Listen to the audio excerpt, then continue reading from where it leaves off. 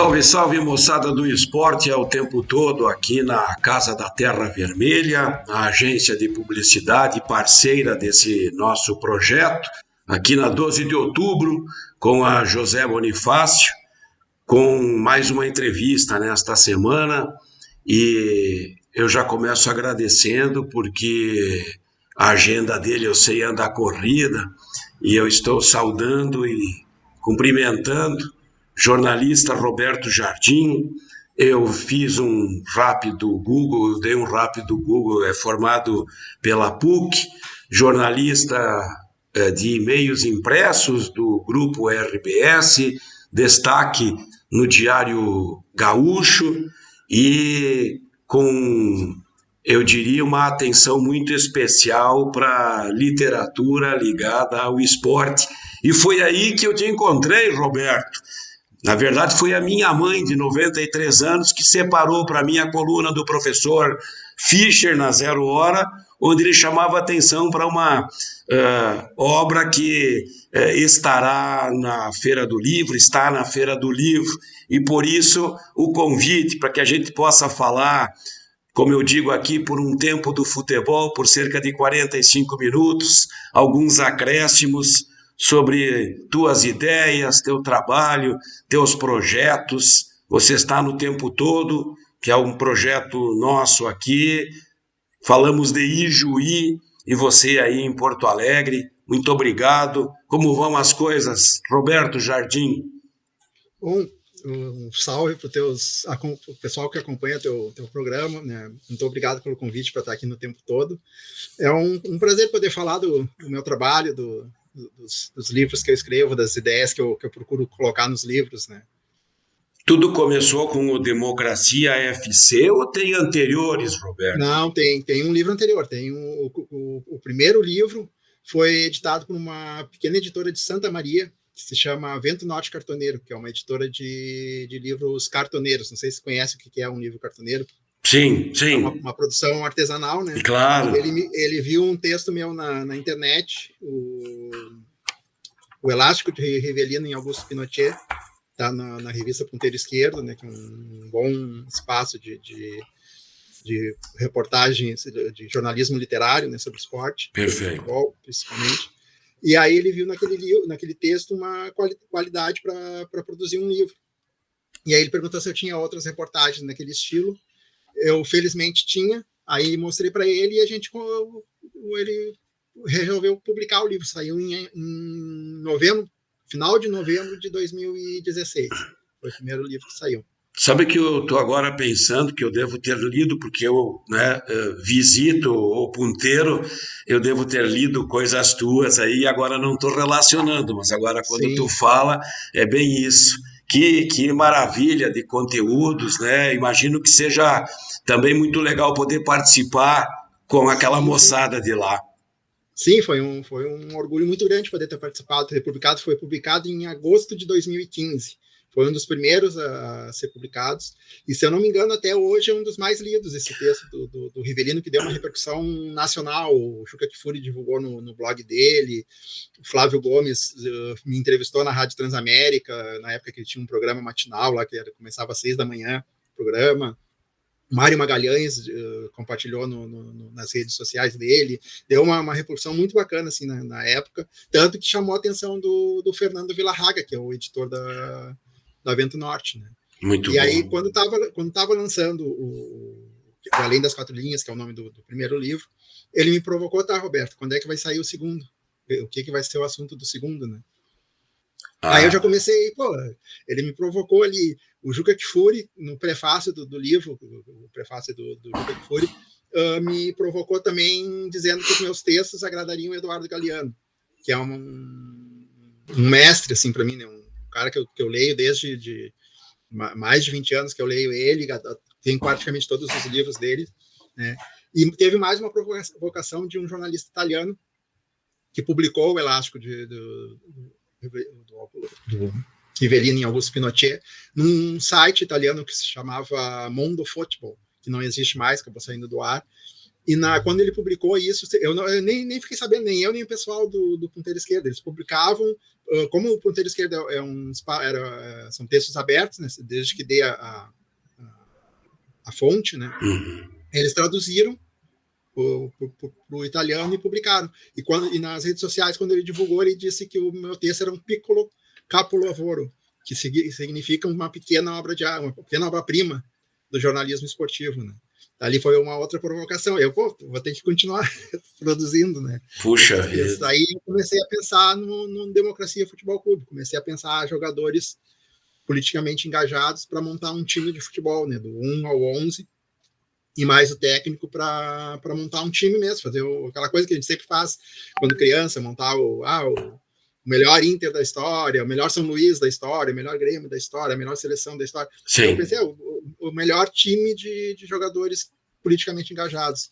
Só que eu tive dificuldade, porque ali em 2015, final de 2016, na verdade, no mês de 2017, não tinha muita produção sobre isso, não se chegava muito a essas informações. Hoje eu vejo assim, que tem um leque muito grande de jogadores, tanto do passado como do presente, que são politicamente engajados. Né? Mas ali eu tive dificuldade para, por exemplo, encontrar um goleiro.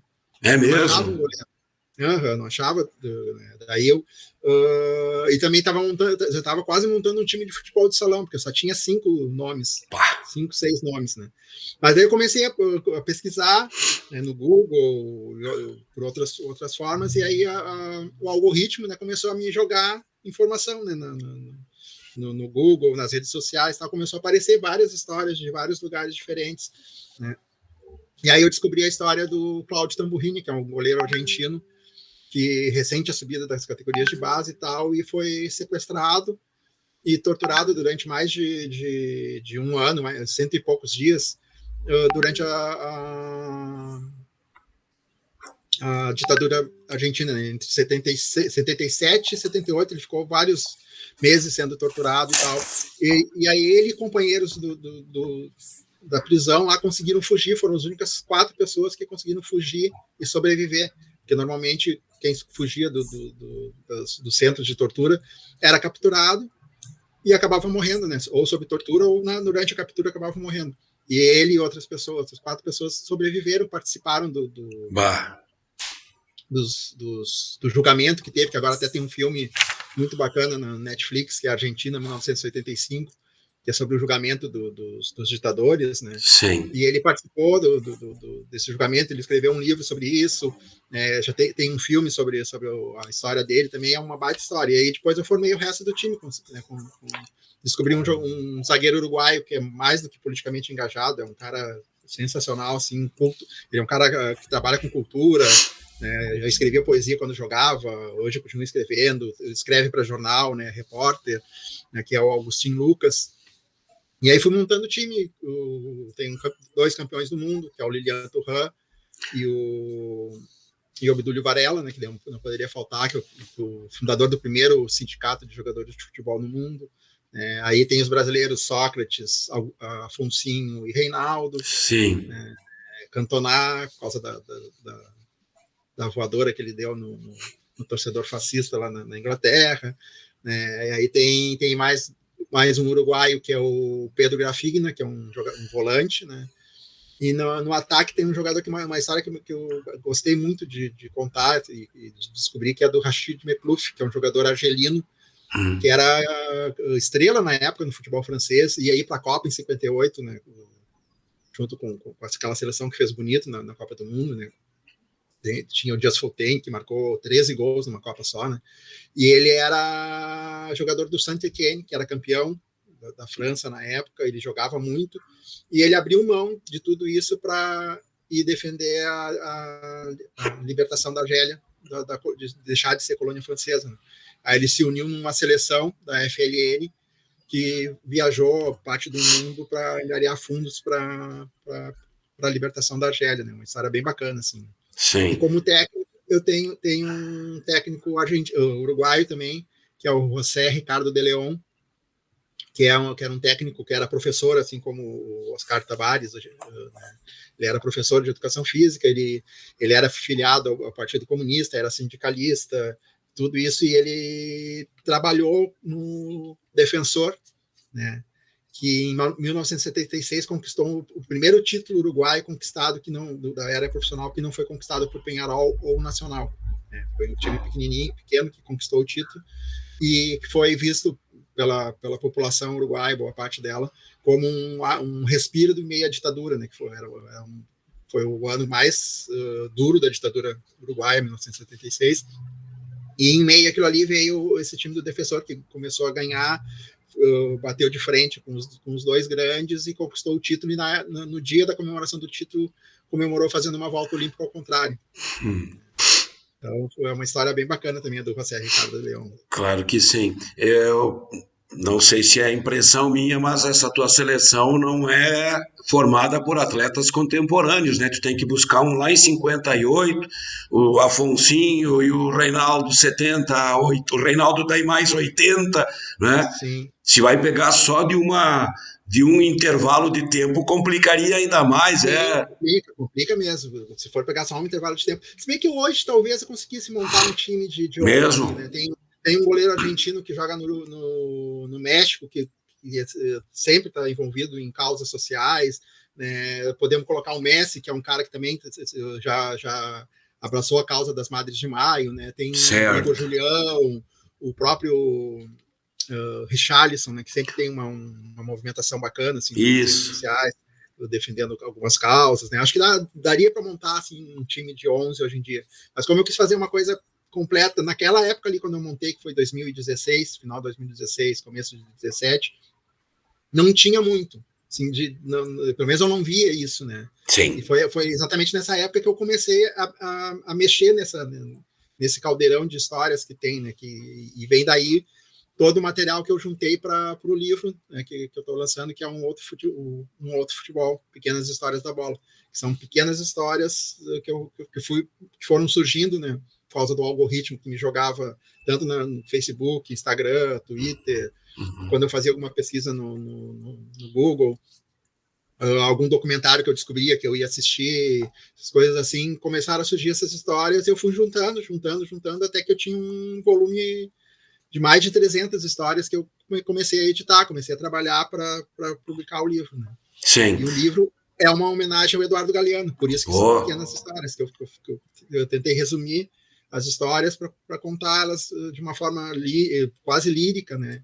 Como já me disseram que alguns textos são, e trabalhar um texto curtinho e que não perdesse da história, mas que não ficasse uma coisa muito longa. Eu tenho, acho que, uns 2 textos que são mais de uma página, mas a grande maioria é uma página e menos de uma página. São pequenas histórias mesmo. Né? Bem no formato do Sombra, né, do Galeano. A gente já entra nesse assunto, e eu, aqui na Literatos, que é a livraria que eu fiz a encomenda, ainda não chegou, e ele até se interessou em ter mais alguns exemplares, a gente já fala sobre isso, só não queria deixar passar, assim como tem atletas engajados, nós temos clubes identificados também, né, com causas sociais. Vamos lá, o São Paulo e o Palestino. Sim, o Red Star. Vamos lá, me ajuda nisso aí que eu pesquiso. Raio Valecano na Espanha. Aí. Podemos citar, porque não, Corinthians, que tem a questão da democracia. Claro, hoje em dia é muito mais uma questão de marketing, né, do que propriamente ser ligado à democracia, mas foi um clube que foi... No momento da história, né?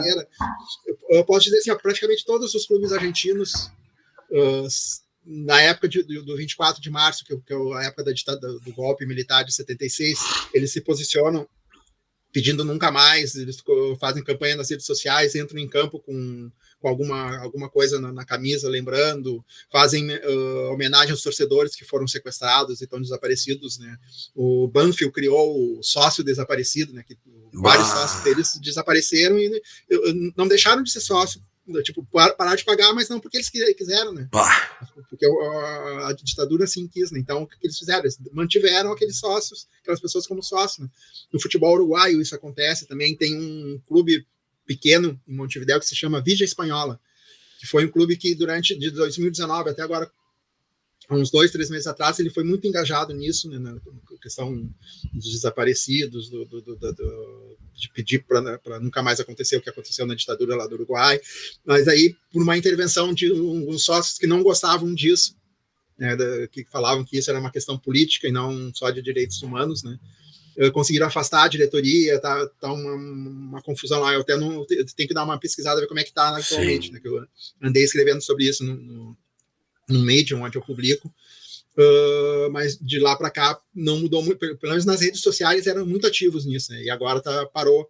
É um clube muito ligado à cultura de bairro, né, que é uma coisa que na Argentina e no Uruguai tem muito, né, eles incentivam a cultura local, né, fazem sarais, né, com escritores locais, com artistas locais, né, faziam sopões para os pobres, e coisa que é um clube de um bairro pequenininho, um bairro afastado de Montevidéu, né, então é um clube que sempre teve uma atividade muito forte nisso, né.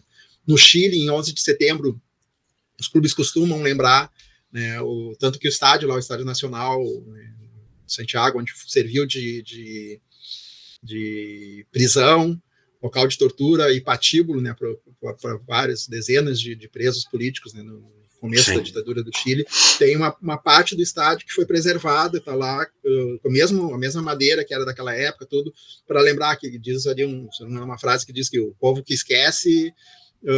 Agora não vou conseguir me lembrar a frase em si, né, mas é uma frase que é preciso lembrar essas coisas para que não voltem a acontecer, né? Certo. Por sinal, tem um ijuiense que tu deve conhecer que escreveu La Cancha Infame. Sim, conheço. Eu tenho esse livro. Aí, serviu de fonte para o último, né, o Maurício Brum, né? Isso aí. Eu li toda a série que ele fez na época para o Impedimento, né? Sim. Contava a história do Estádio Nacional, né? Isso. E depois, né? E agora ele publicou esse aí. Agora não, já faz alguns anos. É um livro belíssimo. Esse livro recomendo para quem gosta de literatura, quem gosta de futebol, quem gosta de política e história, tem que ler esse livro, que é um livro sensacional. Certo. A gente está conversando com o Roberto Jardim, que é jornalista e que está lançando, muito recente, Um Outro Futebol. O outro futebol. Essa comparação, obviamente, com o Galeano deve te deixar muito feliz, né? E tu leu tudo sobre Galeano, e vindo de Juca Kfouri, Juca eu acho que até falou em delícia, né? Algo parecido com isso ao ter acesso, ao ter em mãos o teu livro, Roberto. Sim, eu sempre mando para ele as coisas que eu publico, né? Porque quando eu escrevi o Rivellino, o Elástico de Rivellino Augusto Pinochet, ele foi uma das fontes do livro, da história, porque ele era editor do jornalista que participou da história, né? Sim. Então eu entrevistei ele e tal, e eu sempre mando meus textos para ele, e aí quando surgiu a ideia do primeiro livro, eu pedi para ele se ele escreveria o prefácio. Eu liguei para ele para pedir isso, aí ele disse, Roberto, estou entrando para uma reunião, me manda um e-mail, se não for nada urgente. Eu, não é urgente, depois eu te mando e-mail. Daí eu mandei e-mail para ele, tá? Consegui fazendo as minhas coisas, fui buscar minha filha na escola, tá? Eu cheguei da escola, minha filha foi tomar banho, eu abri o e-mail para ver se tinha alguma coisa nova, não por causa dele em si, né? Aí tinha lá um e-mail dele já com o texto que ele escreveu, né? Aí eu li o texto, quase caí sentado com o que ele escreveu. Claro. Né? E aí agora, quando eu mandei para ele, né? Programa lá, o Cartão Vermelho, né? Ele apresentou o livro, falou muito bem do livro, foi uma coisa assim muito, muito bacana assim, que ele fez. Eu sempre digo que ele é muito, como é que eu digo, generoso no que ele fala do meu trabalho, né? E Um Outro Futebol tem um prefácio de um outro grande jornalista brasileiro, que é o Chico Sá, né, que faz um elogio bem bacana também no livro, assim, que eu disse para ele, essa conversa foi só por e-mail ou por mensagem via Instagram, né, que ele foi muito generoso no escrever o que ele escreveu, né, que foi muito bacana, e ele também faz uma comparação com o Eduardo Galeano, também cita o Eduardo Galeano no prefácio, né, então é uma coisa que me emociona bastante, assim, né, é um escritor, jornalista que claro, sempre me agradou muito, né. Então, me aproximar um pouquinho dele, nem que seja Eu não chego nem aos pés dele, mas me falarem que eu tô lá, que eu agradaria a ele já é uma grande Pô, coisa. não tenha dúvida, não tenha dúvida. Estou te entendendo perfeitamente, está se expressando eh, corretamente e eu só complementaria quando você fala que ele é generoso. O Juca Kfouri não faz média, né? Não faz média com ninguém. Então Não, sim, é exatamente o que ele está sentindo, o que ele está percebendo ao receber essa tua obra, ao acompanhar o teu trabalho. Eu acho que esse é o grande elogio, né, Roberto? sim, com certeza. Com certeza, ele não costuma fazer. Tanto que quando eu lancei um outro futebol, eu fiz pré-venda. Né? Aí Aham. eu mandei para ele, Juca, eu tô fazendo pré-venda do livro, se puder me ajudar a divulgar e tal. Daí ele disse, Roberto, não costumo divulgar pré-venda. Quando tiver o livro pronto, tu pode me mandar, me diz onde vai estar sendo vendido e tal, que eu te ajudo a divulgar, mas pré-venda não ajuda. Daí, bom, beleza, né? Daí quando eu mandei para ele o livro e tal, ele me encheu de elogios, né? Foi uma surpresa bem bacana, assim, que eu tive. Né? Ele me mandou um e-mail dizendo, Roberto, hoje falei do teu livro no Cartão Vermelho. Quando puder. Quer dizer, hoje eu vou falar do teu livro no Cartão Vermelho, só que eu não Pô, consigo assistir qual horário e tal, né? Aí quando eu fui assistir no outro dia, fiquei muito surpreso, assim, foi muito bacana, assim, de ter aquelas palavras dele. certo. Vamos em frente. Percebo, e mesmo sem ter lido, e essa é a grande falha minha aqui, não ter ainda, não poder fazer a entrevista tendo lido já o livro, por isso a gente vai voltar a falar, mas esse futebol fora das quatro linhas, ele rende muitas histórias, ele merece, ele deve ser abordado cada vez mais, e ele tem leitores para esses conteúdos, Roberto. Com certeza tem histórias, tem muitas, assim, comecei a descobrir depois que eu comecei a trabalhar com isso, né, antes eu achava poucas coisas, assim, né, quando eu comecei a trabalhar com isso, comecei a encontrar histórias, né, tanto histórias antigas como coisas que estão acontecendo agora, né, por exemplo, eu tenho a impressão que essa Copa do Mundo vai ser uma das Copas com maior volume de protestos dentro de campo, né? Uhum. Já sei que, por exemplo, a Dinamarca vai ir com um uniforme né, protesto pelos direitos humanos e tal. Os capitães das seleções da Europa vão entrar com a faixa do arco-íris por causa dos Isso. LGBTs, né? Então, eu estou vendo que aí vai ter já alguma. O Neymar prometeu fazer o 22, né, por causa do Bolsonaro. Então, já dá para notar que vai ser uma Copa que eu acho que vai ter um ambiente mais propício para isso, que eu acho que tá tendo mais esse tipo de ação, né? Mas é uma história, é um tipo de coisa que rende. Eu acho que tem um nicho, mas acho ainda pequeno, né? Tem um nicho bacana, assim, de leitores, porque, por exemplo, assim, mais ou menos nessa mesma época, eu descobri o portal Ludopédia, que é um portal que trabalha muito com questão acadêmica, né, sobre estudos de futebol e tal, né? Mas Tá. eles também abriram espaço para jornalistas que publicam e tal, tanto que me convidaram, comecei a publicar lá, né? E eles criaram uma editora, e o meu livro foi o primeiro a ser publicado. Em um ano, né, tudo bem, é um prazo grande, né, mas é uma editora pequena, não vende em livraria nem nada. Em um ano, meu livro esgotou. Né, e eles fizeram uma segunda tiragem. Né, agora eu não sei quanto é que está, mas acho que deve estar quase no fim de novo. Ou seja, tem público, né, para esse tipo de leitura, né? Mas é um público pequeno. E como eu sempre comento quando eu dou uma entrevista assim, ou com um amigo, o brasileiro pouco lê, né? Não lê muito. Quem lê muito pouco sobre o futebol. Uhum. E quem lê sobre futebol lê menos ainda sobre isso. Mas eu espero que isso venha a mudar, né? Com o tempo Certo. vai Sim. acabar mudando, né? É. Eu acho que é um assunto que bem tratado, né? Com suas com um texto bacana e tal, a gente consegue levar para o leitor, que é o meu objetivo, né? Trabalhar um texto Claro. contextualizado, né? Bem trabalhado e tal, para que outras pessoas, além de quem gosta de futebol, eu consiga ler. Alguns leitores que não liam sobre futebol ou que não gostavam de futebol, eu já ganhei, né, que Uhum. eu sei. Eu recebi mensagens nas redes sociais e tal, né? Mas tomara que outros surjam, né? Não só para mim, mas para outras pessoas que trabalham com esse tipo de texto. Né? Claro, claro. E essa é a ideia aqui do canal também, apresentar quem está refletindo, quem está com ideias, né? Para além das 4 linhas.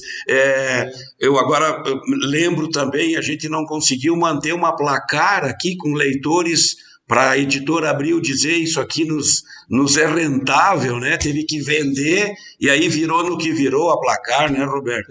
Infelizmente, né? A Placar era uma revista que tratava muito de futebol, mas tratava de um jeito, Sim. Um texto diferente, né? Um texto gostoso de ler e tal, não era aquela coisa só da narração da partida em si, né? Sempre tinha alguns elementos a mais e sempre teve aquela questão de reportagens investigativas, né? Por exemplo, a máfia da arbitragem, o Bladerson, acho que é Bladerson, né? Que o Blader Pires sim, aquela foi para mostrar, né?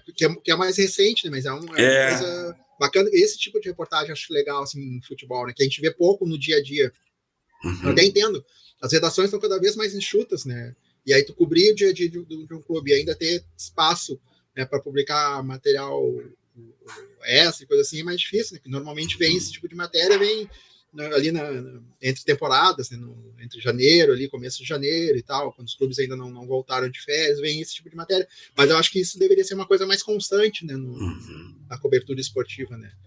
Porque não é só entretenimento, né? Não, claro que não. Muito mais que isso. Né? Muito mais que isso. Já a gente também aborda um pouco sobre isso, mas não queria esquecer, eu trabalho em rádio aqui, já trouxe radialistas, jornalistas esportivos aqui para contar a história. Eu queria saber do teu olhar para o rádio porto-alegrense, especificamente, ou nacional, o rádio esportivo, que no Rio de Janeiro está só a Tupi com a CBN, aquelas outras emissoras que a gente via fazendo. Outro dia um amigo que é do Globo me disse, eu fui numa coletiva do Botafogo e só estava eu, né? Então, coisas desse tipo acontecendo, teu olhar para o jornalismo esportivo de um modo geral. Eu não sabia que isso estava acontecendo no Rio, não. Achei que até fosse diferente daqui, né?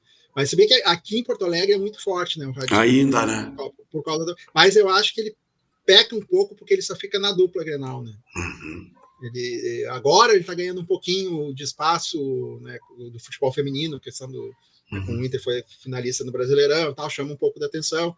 Né? Tem umas meninas trabalhando com futebol feminino na Gaúcha, que eu acho que é bacana, acho que tem que ter bacana da Gaúcha abrir esse espaço, e eu acho que elas têm que tentar ganhar mais espaço na grade da programação para isso, né?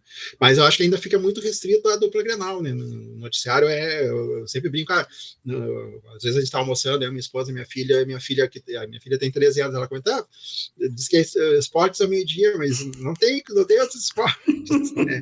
E é verdade, tu vai ver outros esportes, por exemplo, na Gaúcha tem o programa lá no sábado do André Silva, né, que faz o programa de outros esportes, mas é um programa durante a semana toda, né? E eu acho brilhante o André fazer isso. Sim. Mas é muito pouco. Né? Deveria ter mais espaço, né, para esse tipo de problema.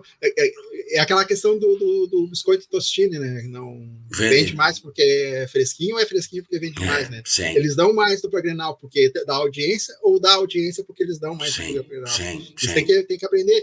E eu acho que a culpa é da imprensa de fazer isso. Não é porque a dupla Grenal é grande. Não. Quem fez com que a dupla Grenal dominasse o noticiário foi a imprensa. Né? Na década de 50, antes da década de 50, tinha vários times aqui em Porto Alegre. Tinha o Cruzeirinho. Tem histórias fantásticas do Cruzeiro que a imprensa simplesmente esqueceu. Né?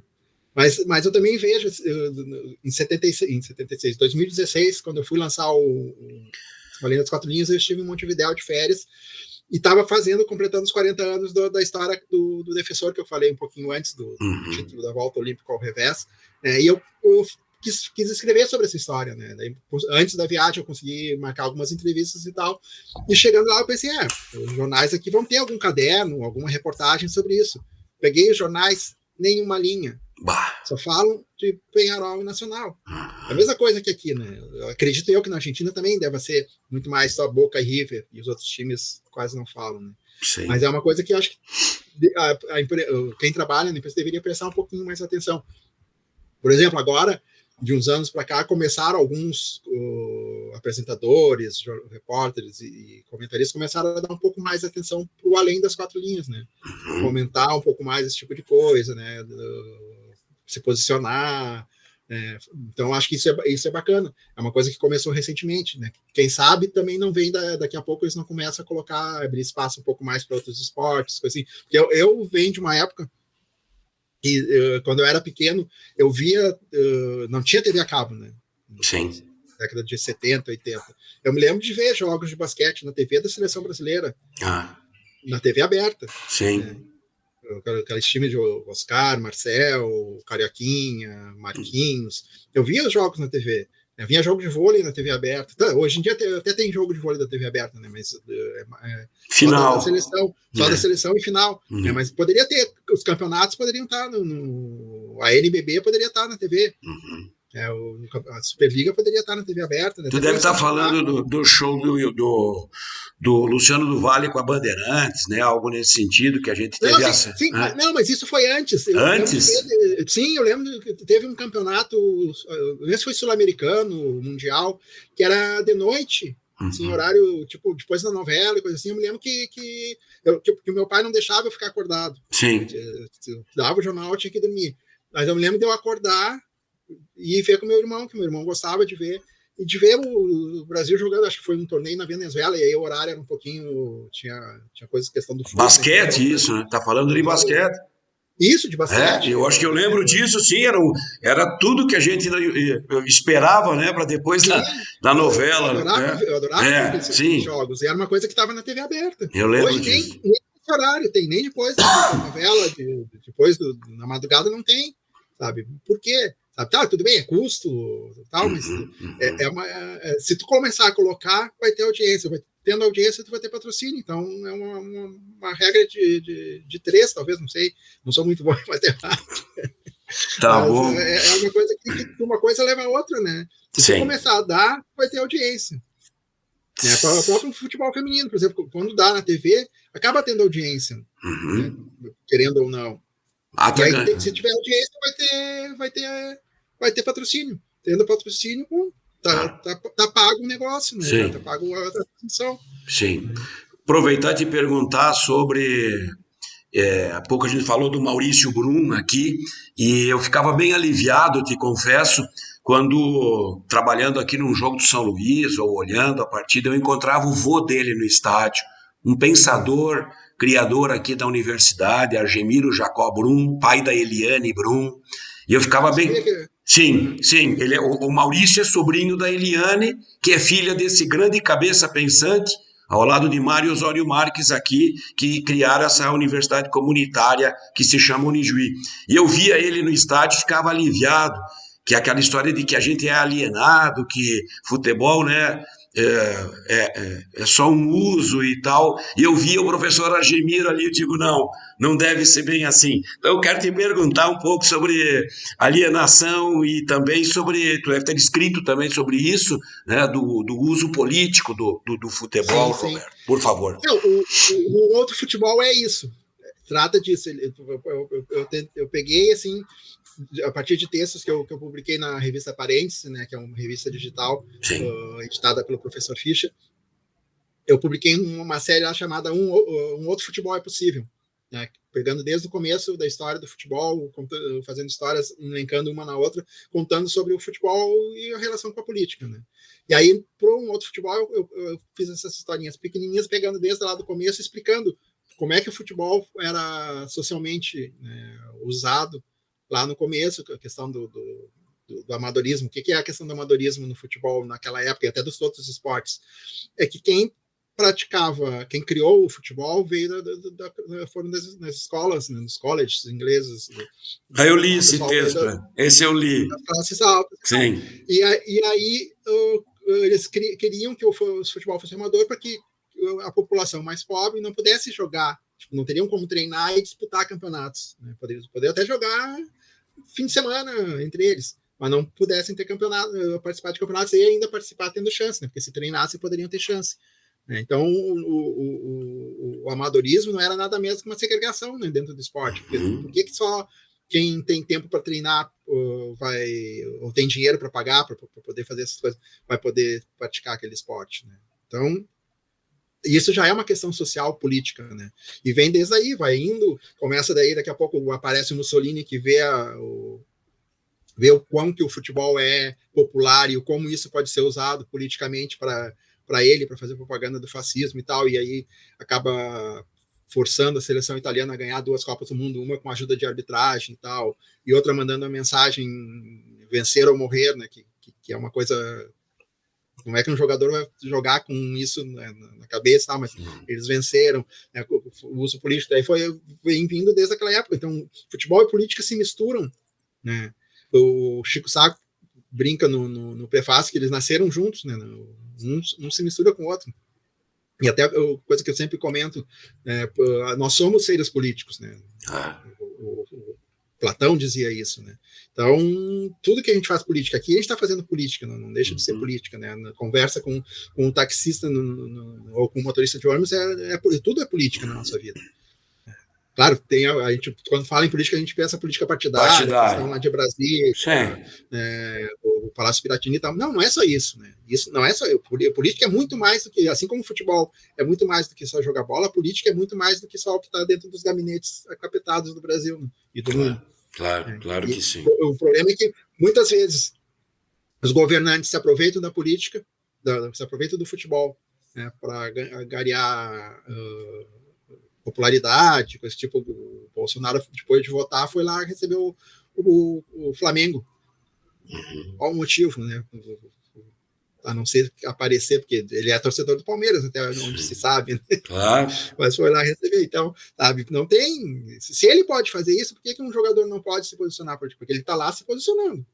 Ele está se posicionando politicamente com o futebol do lado dele. Por que um jogador também não pode se posicionar? Por que um dirigente não pode se posicionar? E eu não estou falando só se posicionar contra o Bolsonaro. Sim. O Neymar tem toda a liberdade do mundo para se posicionar a favor do Bolsonaro. O problema é que todo posicionamento pode ser criticado. Isso. E aí tu não pode receber uma crítica e dizer, mas não pode me criticar se defende que... Não, eu defendo que se posicione. Mas eu também posso criticar o posicionamento dele, assim como podem criticar o meu. Agora... E como o Juca fala, sempre comenta, né? Não dá para se cobrar heroísmo com a pessoa sozinha, né? Cada um faz. Quem quer se isentar, assim, a consciência dele que tá ali. Quem quer se posicionar para um lado ou para o outro também é a sua consciência, né? Então não tem... claro, a gente pode discutir, criticar uma coisa ou outra, uma forma de se posicionar ou outra, mas isso tem que ser livre para qualquer um fazer da forma que bem entender. Afinal, a gente vive numa democracia, né? Claro, mas a manifestação de um treinador, de um jogador, digamos, mais para a esquerda, tem um peso e uma repercussão que é impressionante. Eu estou tentando ainda fechar esse quebra-cabeça, eu te falo rapidamente que não tenho problema nenhum, nem falei com ele sobre isso, mas o Daniel Franco treinou o São Luís, e numa entrevista, foi demitido depois, numa entrevista de tarde com ele, eu perguntei o que ele achava do que o Roger andava dizendo. E ele falou, assina embaixo do que o Roger diz. Uhum. E isso não caiu bem na baixada, no estádio, na direção do São Luís. Eu não vou cravar aqui que isso tirou o Daniel do São Luís, mas que na hora de botar na balança, aquilo ali acabou... Sabe, é duro isso, cara. Uhum. Não, com certeza. Mas é só a gente ver agora o caso do Roger e Renato no Grêmio. O Roger deu uma entrevista, o Roger não vinha bem. Certo. Não vinha bem. O problema é que o time não vinha bem, tanto que o Renato assumiu e não fez nada demais. Até piorou. Sim. Mas o Roger começou a ser questionado mais fortemente, e mesmo na imprensa, né? Quando saiu aquela entrevista que acho que foi para o Globo.com, que saiu a entrevista dele, ele falando sobre racismo e tal, e ele falando que ele é um homem de esquerda. Isso. A partir dali, a crítica aumentou e ele foi demitido. Né? E ali, um pouco antes, tinham dirigentes do Grêmio, gente da diretoria, criticando ele, por ele se posicionar. Só que aí, na hora de contratar, eles contratam um cara que uma semana antes tinha aberto voto para um senador, e já no Grêmio, voltou a afirmar esse voto e depois apoia o presidente. Bom, por que um pode se posicionar sem crítica, porque eu não vi crítica nenhuma, pelo menos na mídia aqui de Porto Alegre eu não ouvi, e antes não podia? Aí se vem a ideia do racismo também. Não é só o posicionamento à esquerda, também tem a questão do racismo. Sim. O Roger é negro, então o negro não pode se posicionar. Agora, um técnico branco pode. Aí eu fico perguntando, será que um branco que tivesse lá um posicionamento à esquerda também seria questionado? Talvez sim, talvez não se sabe. Mas eu acho que a questão do Roger tem muito a ver com essa questão do racismo, né? Que ele sempre frisa que ele deixou de ser jogador, ele voltou a ser um negro. Né? Enquanto ele era jogador de futebol e estava fazendo sucesso como jogador e tal, ele subiu um degrau na escala social, frequentava tudo. Ele deixou de ser jogador, passou a questionar também essa questão do racismo, ele deixou de ser celebridade, ele voltou a ser um mero negro que é afastado quando se posiciona demais, que é questionado quando os resultados não dão certo, num momento em que outros técnicos não são questionados pelo mesmo motivo. Sim. Bem bom te ouvir, Roberto Jardim. Te perguntar só ainda esse debate, esses assuntos, né, que são reproduzidos no futebol, você acha que vai aumentar a proporção desses assuntos na nossa imprensa, entre os atletas, entre os treinadores? É crescente? Que momento a gente vive? Seja homofobia, racismo, há pouco você falou da Copa do Mundo, né? Algumas sinalizações, mas sem grande esperança que essa vai ser a Copa da diversidade, do debate político, né? Político de um modo geral. Futebol, dá para esperar que ele faça um pouco mais a parte dele em relação a isso, ou é ilusão? Olha, eu espero que sim. Eu acho que tem chances, porque tem jogadores que se posicionam, em alguns momentos tem dirigentes que se posicionam, sendo tanto para um lado como para o outro. Eu acho que isso vai acabar suscitando discussões, né? Vai incentivar um pouco, eu acho. Mas eu acho que isso também tem muito a ver com a educação que a gente tem, né? Com a base que o Brasil todo tem como educação, né? A política até agora a política nunca foi tão debatida como é ultimamente, seja para um lado para o outro. Esse debate, essa polarização, que eu não vejo tanto como polarização, porque é muito mais uma extrema e um outro que não é. Tem gente que diz que é extrema, mas não é extrema. Tudo bem. Mas essa coisa de se discutir política em família, em grupos de amigos, não era tanto assim, na minha percepção. Tu também deve ter ouvido essa frase que na década de 70 se dizia: futebol, política e religião não se discute, né? E aí eu brinco, bom, tanto não se discute que tomamos 7-1, temos o presidente que temos e a intolerância religiosa está cada vez mais crescente no Brasil, né? Então, mas eu acho que vem muito da educação. Eu comparo essa situação de engajamento e tal com o que acontece no Chile, Argentina e Brasil. São povos que sempre vão para a rua, com um motivo ou outro, contra seja qual o governo que seja, né? Por exemplo, no Chile, foram para a rua para conseguir mudar a Constituição acabou caindo, a Constituição que eles pediram para fazer não foi aprovada pela própria população que foi para a rua, né? E na Argentina, a população protestou contra o Macri e protestou contra o Fernandes de novo. Ou seja, a população essas populações estão sempre brigando no Uruguai também, sempre defendendo alguma causa, saindo à rua, enquanto no Brasil tu quase não vê isso, né? Claro, a gente viu lá em 2013, depois 2014, daí veio o Fora Dilma, essas questões assim, mas depois, parece que a corrupção acabou no Brasil depois do que a Dilma caiu e que o Lula foi condenado. A corrupção acabou? Não. As pessoas só pararam, aquele grupo parou de ir para a rua, porque na verdade não era só a corrupção. Eles queriam tirar aquele governo.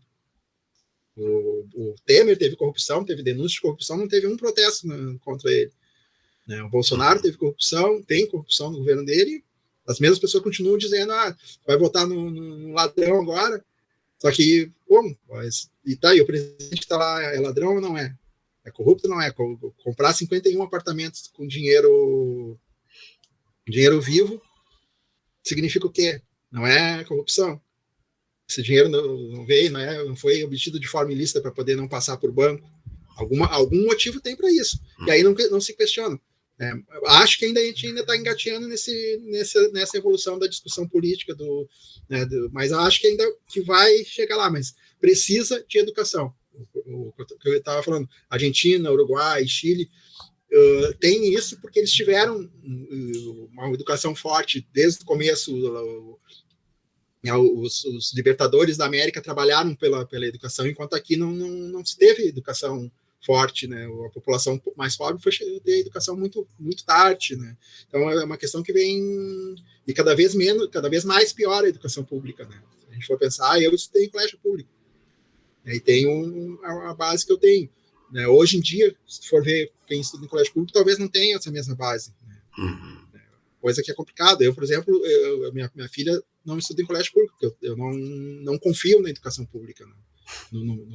Na situação em que nós estamos no momento.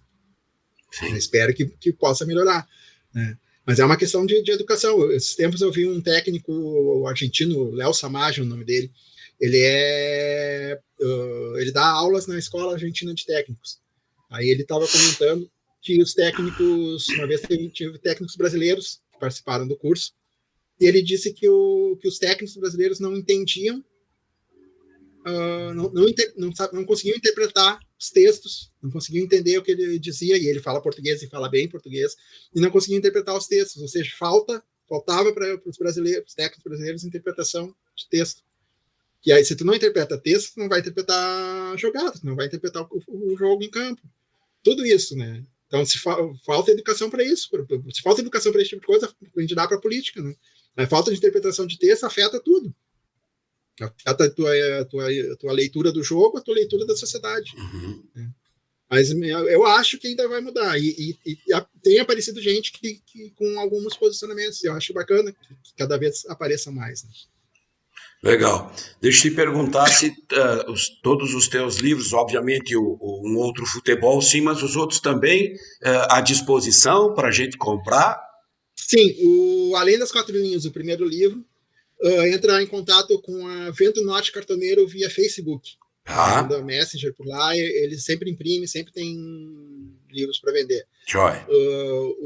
O Democracia Futebol Clube no site do Ludopédio. Entra no ludopédio.com.br, tem loja lá e tem um livro para vender lá. Acredito eu que ainda tem, pelo menos alguns dias ainda tinha. Um Outro Futebol, vai em umoutrofutebol.com.br, para quem não mora em Porto Alegre, né, que daí tem frete, ele calcula o frete direitinho. Ou para quem mora em Porto Alegre, região metropolitana, manda um e-mail para umoutrofutebol@gmail.com, fala comigo e aí a gente combina entregar, tomar um café, bater um papo. Muito bom. E Feira do Livro, já cumpriu com teus compromissos? Está cumprindo? Feira do Livro, ele está à venda na Bancadari, Associação Rio Grandense de Imprensas. Bacana. Eu não vou fazer sessão de autógrafos lá, porque passou a data para se inscrever, e eu já tinha feito sessão de autógrafos na Bamboletras, né? Aí, acho eu, né, se eu fizesse 2 sessões de autógrafos, um assunto que não tem tantos leitores assim, ia esvaziar a segunda, né? Da Feira do Livro talvez não aparecesse tanta gente, mas está lá na Bancadari para vender. Muito bom.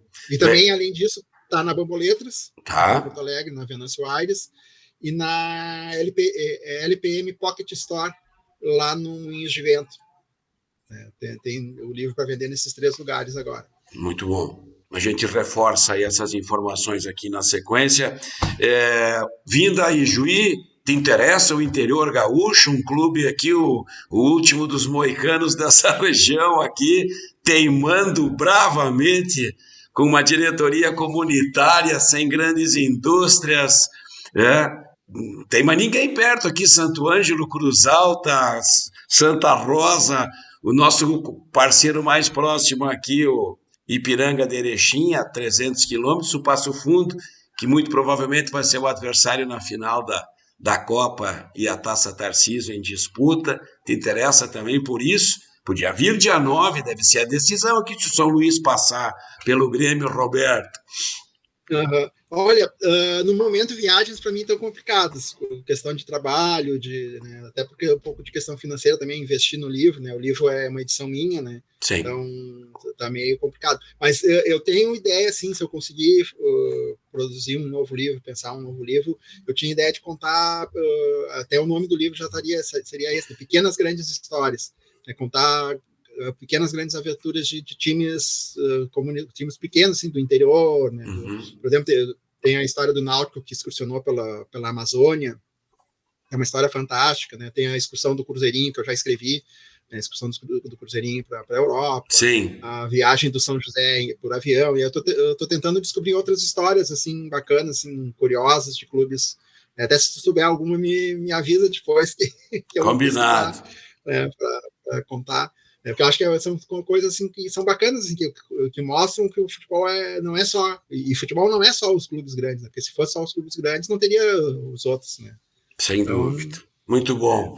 Futebol não é só título. O Corinthians ficou 20 anos sem ganhar título e a torcida só crescia, né? Isso aí. Ponte Preta nunca ganhou um título na história e tem uma torcida bacana, fanática, né? Então, futebol não é só os times grandes, né? Apesar de Colorado não praticante, porque por causa dos meus horários de trabalho eu não consigo ver os jogos. Né? Não? Mas, não, eu trabalho de madrugada, então o horário do jogo eu tô dormindo, né? Eu vou dormir ali pelas 6, 7 horas da noite, então o horário de jogo eu tô dormindo normalmente. E fim de semana eu aproveito para passar com a família, né? Sim. O que tu faz na madrugada, Roberto? Eu trabalho com clipagem, monitoramento de mídia. Bah. Uhum. Certo. Muito bom. E aí tem teus horários aí diferentes do futebol brasileiro aí. Muito bom. Roberto, o projeto aqui, toda vez que tem uma entrevista como essa, que foi feita contigo, ele cumpre o papel dele, né? Que é isso também, trazer essas contribuições, né? Essa tua literatura esportiva, com esse olhar, uma entrevista com um jornalista que fico muito feliz de ter conseguido para essa semana aqui no Tempo Todo. Que bom saber que a gente vai voltar a conversar, tu tem interesse também em algumas coisas aqui de histórias do interior, a gente segue em contato. Muito obrigado por dedicar aí uma hora importante do teu dia para conversar conosco aí. Muito obrigado mesmo, um abraço, até a próxima. Roberto Jardim. Eu que agradeço o espaço. Quem quiser acompanhar, tem uma página no Medium, Medium/Roberto_Jardim, ou coloca lá Roberto Jardim, que tem lá. Tem oficial @DFC no Instagram, e DFC @oficial, ou underline oficial, agora não me lembro no Twitter. Coloca lá Democracia Futebol Clube, que consegue achar no Twitter. Muito bom. Estamos nas redes sociais aí. Jóia. Roberto Jardim conosco aqui, jornalista, escritor, jornalismo esportivo na pauta da semana, na entrevista do Tempo Todo. Curta, compartilhe, nos critique, se manifeste, essa é a ideia. Até a próxima.